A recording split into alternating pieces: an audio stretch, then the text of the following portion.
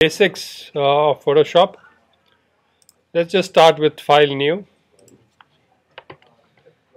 Now what happens is when you ask Photoshop to create a new file, it gives you some options. These options are important because a very common mistake is this is sometimes set at centimeters, okay? And you're following a tutorial that asks you to create a canvas of 1200 by 400. So you go 1200 by 400.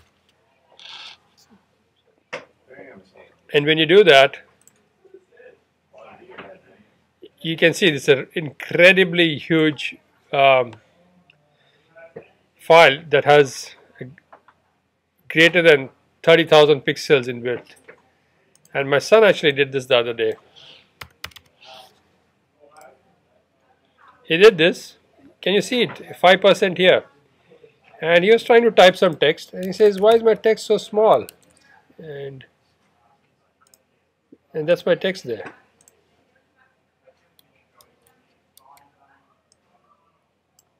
That's the text. So if you type some text here, it is somewhere down there.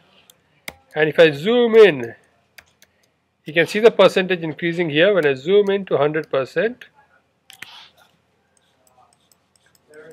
you will find it somewhere here. Lost it again? Somewhere.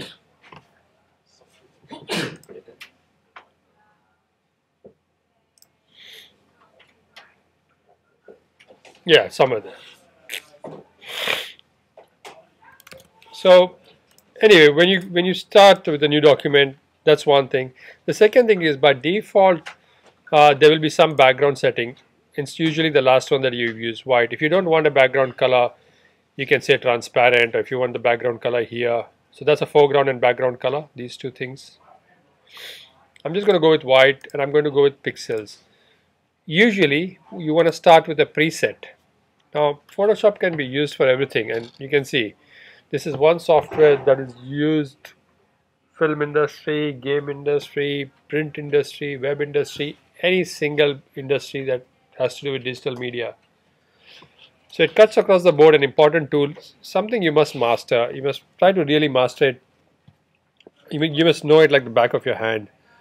I haven't managed to do that, and I've been using this from version since 93.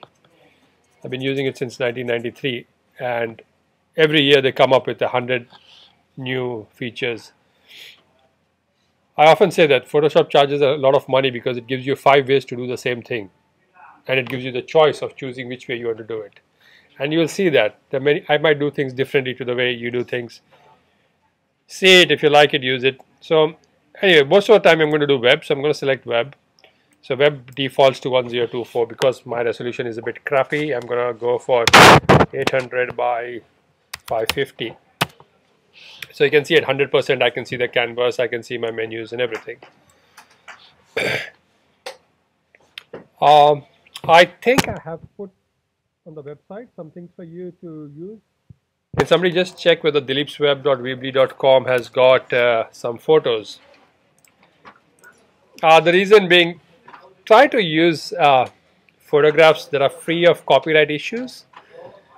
And everybody has got a camera. Your phones have got a camera. Like you look around you, this laptop has a camera. There's a camera on the phone. You have more cameras than people on earth right now. So you should be able to get your own photographs, whatever you need, no matter whether it's a paper clip. And with a few hours of practice and just a few weeks of learning and practice, you can make you can take your own photographs and you can make them look really, really professional.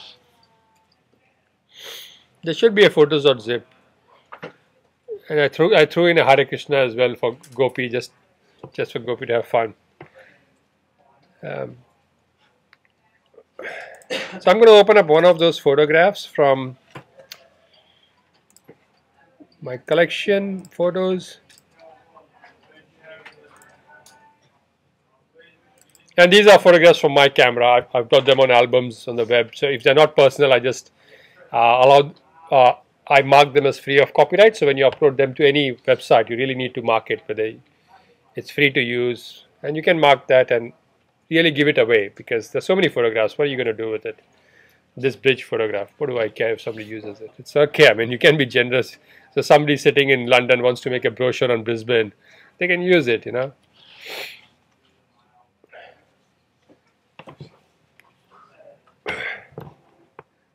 Okay, I'm just going to select this, copy this, and paste it. And that's something I do a lot. Control A, Control C, Control W, and people get confused. But this is what I do. Control A, selects all. Control C, copies it. Control W, closes it. Control V, pastes it. And all the time my thumb was on the control button. And people think, man, that was so pro. What did you do? What did you just do? How did you do it? So really, it's when you're bringing photos, this is my way of doing it. Control A, C, W, V. Okay. And we'll start looking at other things. So my simple copy and paste.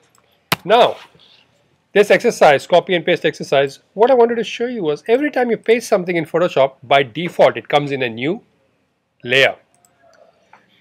The background is locked, but if you double click on it, it gets unlocked. And you can even get rid of it if you want to, or you can change the color, whatever. And everything is sitting on a layer. Each layer can have a name. You can double click and say that's a bridge, and you can be a bit organized. You can say that's a city cat. You can have folders as well. You can select, and if I go folder, I can make a group. You can see they are in a group now, and I can bring them out of the group, and I'll delete the group. So you can see everything to do with layers is here. And very similar to, I don't use layers in vectors because vectors are separate and they can be selected. But anything to do with a layer, a new layer, delete a layer, folder, and I'll show you these three things in just a minute. Okay? Very important, layers. Every layer can have an opacity. See that opacity? Now this fill won't work for this guy, or it does, it works as opacity, but it's really for times when you just want that object transparent but not the effects. For example, if I go here and drop a shadow on it, I choose FX, and that's one more of the buttons in the layers menu, and I choose drop shadow. I can actually click and see the shadow. I can place it manually. I can make it darker. I can increase the size. And the size, you can see, actually increases the blur. So there's a spread and there's a size. The size is the size of the blur. Now what happens is when you change opacity, both of it, even the shadow goes transparent. It's the whole layer. But I think if I was to choose fill, the shadow stays intact. So that's the difference between fill and opacity. I'll just clear off the effects. So dragged and dropped it in the bin. This one here is a mask. This one, it's a mask. Every layer can have a mask. A mask can be black or white. My favorite tool, I'll use this a lot, and by a lot I mean I hardly have a layer without a mask. So I've added a mask, and you can see it's all white. Now I rarely use the eraser tool. If I want to rub something off, I'm going to create a mask, and I'm going to use my brush. Where's my brush? My brush tool.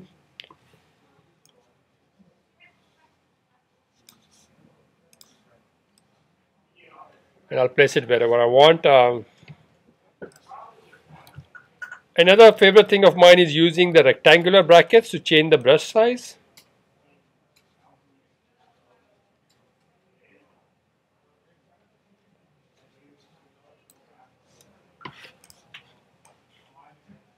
So a lot just to blend images. black and white. Now if I for example, oops, if I do that, all I need to do is swap the black and white. Can you see what's happening here at the bottom right? I'm pressing the X button. The X button swaps the black and white. So all I have to do is come back with white and I get back my image. And with black, so layer mask, and with black and white, I want you to try these things because we're going to use them a lot. So that's layer mask. This fellow here is an adjustment layer. Now, let's say I was doing a promotional video. Let me give you an example before I do. Let me go do a proper example.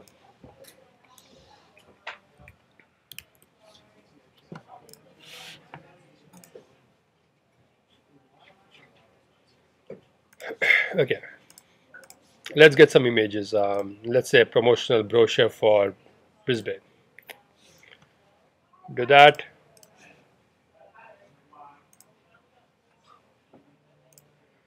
Yeah, let's put Hare Krishna there. Gopi is in this photo, by the way.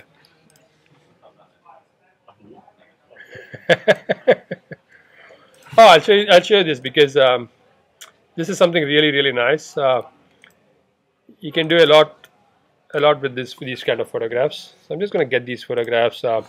What else? I had something in mind. Yeah, I had an adjustment layer in mind. Okay.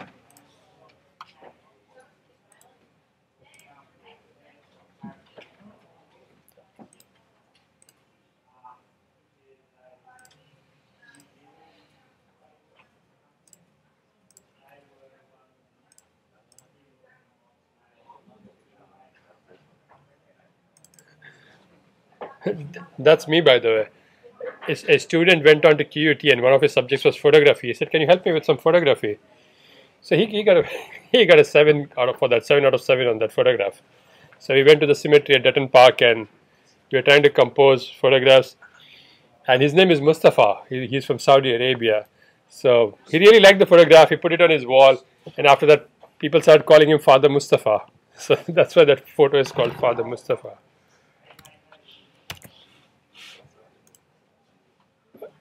Okay, I think I have enough of these. So let me show you some of the things with the adjustment layer. So let's say I've got this picture. And people ask me why I always copy it and paste it into a new document, because my new document is in a specific size. So if I want to design a mock screen layout, it's in a specific size. So that's why I bring photos into a particular size. In Illustrator, you're always bringing them into your page. In Photoshop, if I just open this and I started working on this, I would be working on the size of that photograph, which I don't like. And you can see this photograph is actually bigger. I might want it smaller or bigger. Quickly, to transform, you press Ctrl T and you press Shift and you scale. That's your transform. This one is fine, I'm going to leave it. Now if I want this to be in black and white, I can do it in many ways. If I say Image, Adjustment, Hue Saturation, so that was Image, Adjustment, Hue Saturation. I can increase the saturation, I can change the hue, I can decrease the saturation, increase the lightness, decrease the lightness, or I can colorize it into a particular tone. Okay, I can do a lot with it, with hue saturation, but that would destroy that layer. So normally if I want to do it, what I do is I make a duplicate, turn this off, and then I will mess around with it just in case I want my color back. But Photoshop has got a really good feature. It's called this one. Sorry, it's add a new fill or adjustment layer. I can fill stuff, or I can just add a new layer which has a lot of any of these properties. I can adjust the brightness, contrast, the levels, the curves. Photographs have RGB levels. You can increase one level just like television, and you can change the curves, you can change the brightness, contrast. I'm after hue saturation. If I decrease the saturation, black and white. Okay, so that's pretty cool. You can see now that's a layer. I haven't lost any information. And the same thing with the layer mask. I don't like to use the eraser tool because I cannot get back pixels. So that's a hue saturation. I'm just going to increase it in size because I think I'm going to zoom out, Control T, and with the Shift key this happens, right? But with the Alt Shift key it scales up from the center. Scaled it up. I want the buildings in the middle, and that's my Brisbane city. Cool. That's a nice background. Now if a client is sitting next to me, I hit Tab, I hit the F key, and I show it to the client. Oh, how do you like it? Because clients can't make a judgment with all that clutter. So Tab brings and hides the clutter, and the F key does this. So I was watching my son learn Photoshop, and recently he hit F and he said, "What happened? What happened to my screen?" So F just takes away everything. Okay. So F, and I hope you're writing these down. F is toggling full screens, Tab, toggles, menus.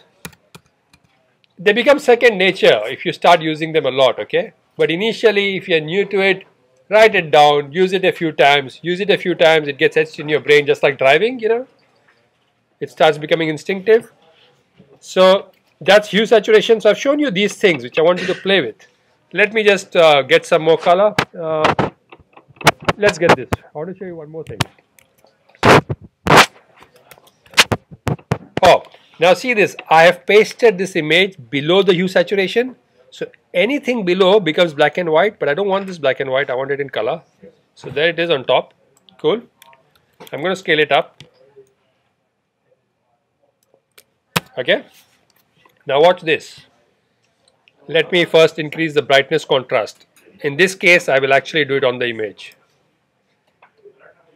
Let me get some more brightness, some more contrast. If I select, you see these layer modes? So I've shown you opacity fill. If I select overlay, it leaves all the lights and kills all the dark parts. There's a better one called multiply. Multiply kills the white. Screen will kill the black screen. So in this case, screen and overlay are very, very similar.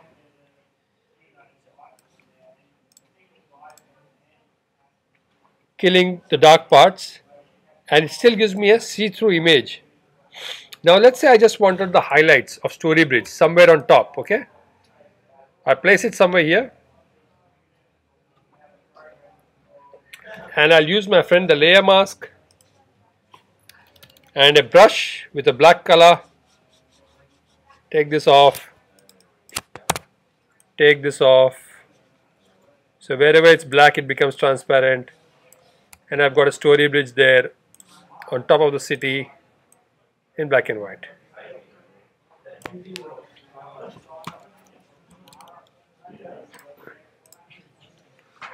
Let's try this one.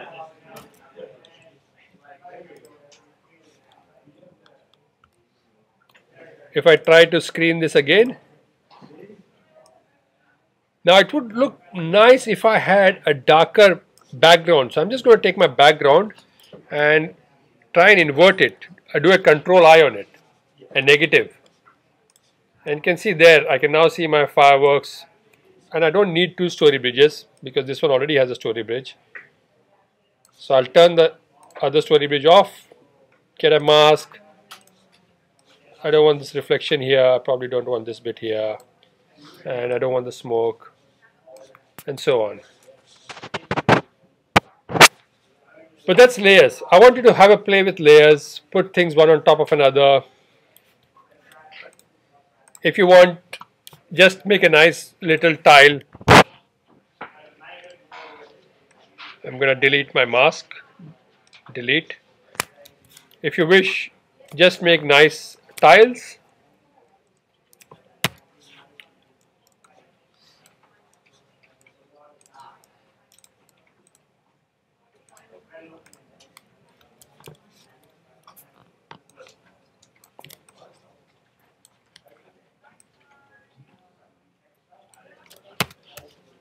I used Photoshop actions to scale all of them to be the same size. Make those kind of window tiles of Windows 8, and under effects you can do some really nice things. You can give these tiles a bevel. You can give it a bit of a bevel.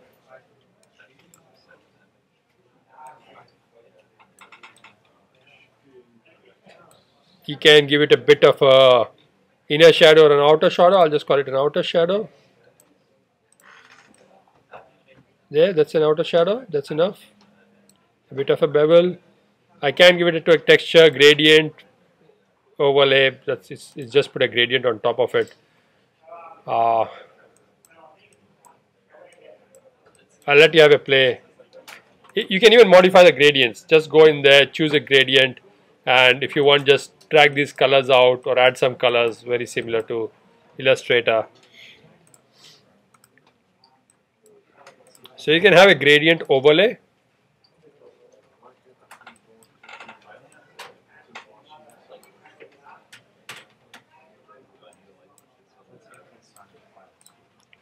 And you can have an opacity. Even here you can have a blend mode. So the blend mode here of the gradient also can be an overlay, can be a normal, can be a darken. Just 1,000,000 options. So I'm going to stop this video now, and all I want you to do is, for today's session, have a play and get comfortable with layers.